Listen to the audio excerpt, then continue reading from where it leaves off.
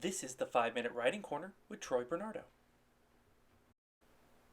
Over the last few videos, we've discussed character motivations, making sense, character alignment, and dialogue over just the last few previous weeks.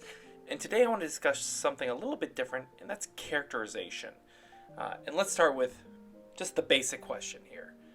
Truly, what is characterization? Well, it's defined as the creation or construction of a fictional character. That's the official dictionary definition, by the way. And so how do we do this? Where do we start? These are the very beginning questions here. Neil Gaiman had a great quote in his Masterclass that you can take. And he said that we want characters to all wear different hats. And that's not literally, obviously. We don't want everyone just wearing a different hat. That'd be insane. But we need characters to stand out from one another. They need to be unique in some way. Otherwise, if you don't do this, you just have a bunch of bland people having conversations with really nothing differentiating them except their names, which is not a good way to write. So let's start at the beginning here of how to really differentiate these two main ideas, because I want to split this idea of characterization into two subsets: direct and indirect characterization. Now, direct characterization is where the author directly says what a character's like. For example, let's say we have a character named Steve, and Steve was a brave and fearless soldier. Right away, we automatically know what Steve is like because the author tells us. That's direct characterization. Indirect characterization is where we see character traits through actions or other indirect means. For example, let's go ahead and use Steve again, as he's a good example, I guess. Steve has seen many battles in his lifetime and led the charge in each one. See how I was able to show how Steve was fearless and brave through saying he had seen many battles as opposed to directly telling you.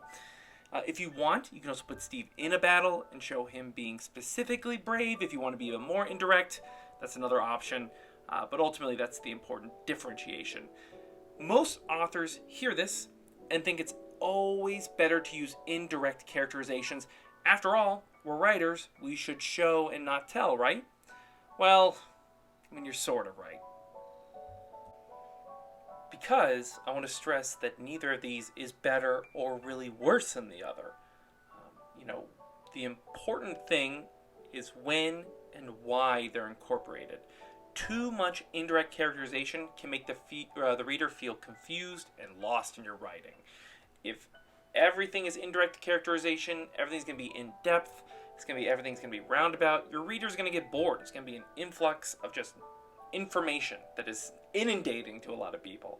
Conversely, if every character is directly described, they'll feel flat and uninteresting. And you'll also find readers getting bored.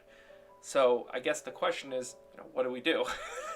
Generally, I think a good rule is to have our main characters be indirectly characterized and more peripheral characters be directly characterized. Now, obviously not 100% here, but I think that's a good kind of rule to follow things by. Going back to Neil Gaiman's hat theory, right?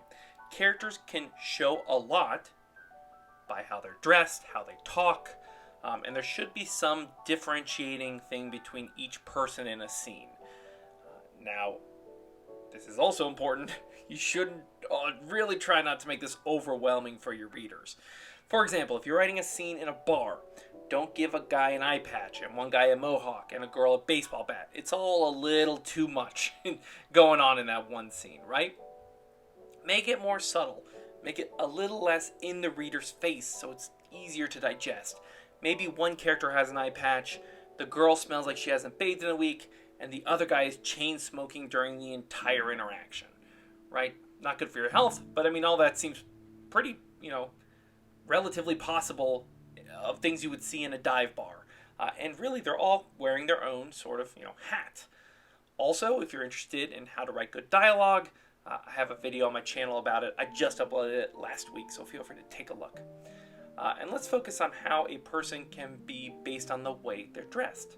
I'm going to put an image on the screen here, and I want you to imagine right away what comes to your mind, right? Shoes.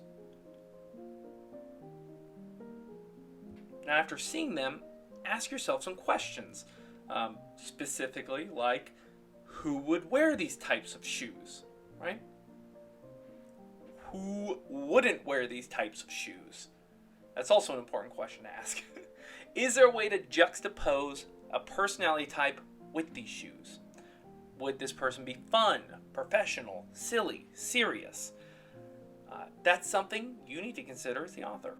Anyways, thank you so much, everyone, for stopping by.